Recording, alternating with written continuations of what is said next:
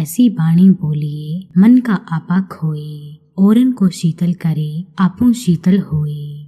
यहाँ कबीर कटु वचनों का त्याग कर मधुर बाणी का उपयोग करने की बात कर रही हैं। महाकवि संत कबीर ने अपने दोहे में कहा है, हमें ऐसी मधुर बाणी बोलनी चाहिए जिससे हमें शीतलता का अनुभव हो और साथ ही सुनने वालों का मन भी प्रसन्न हो उठे। कहने का अर्थ है कि मधुर बाणी औषधि के समान होती है, जिससे हमारा मन तो प्रसन्न होता ही है, साथ ही सुनने वालों को भी सुख की अनुभूति होती है।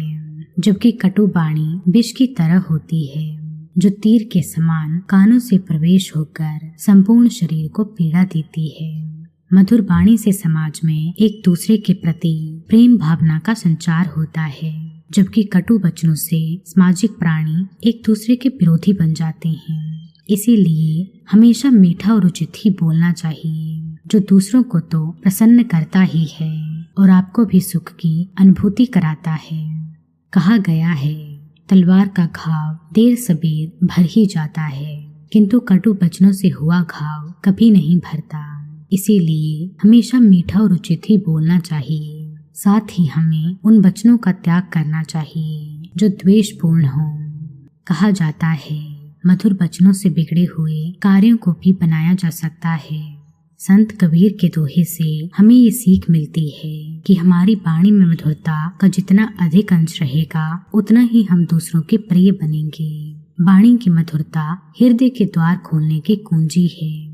हमारी वाणी से ही हमारी शिक्षा, दीक्षा, परंपरा और मर्यादा का पता चलता है। अतः मधुर और विनम्र वाणी का उपयोग करें। ऐसी बातें करें जो सुनने में सुखद हों, जिससे न केवल दूसरे व्यक्ति को खुशी मिले, बल्कि बोलने वाले को भी आंतरिक शांति और आनंद प्राप्त हो। कटु शब्दों से क्रोध पैदा होता है, जबकि मधुर शब्दों से शांति और प्रेम बढ़ता है।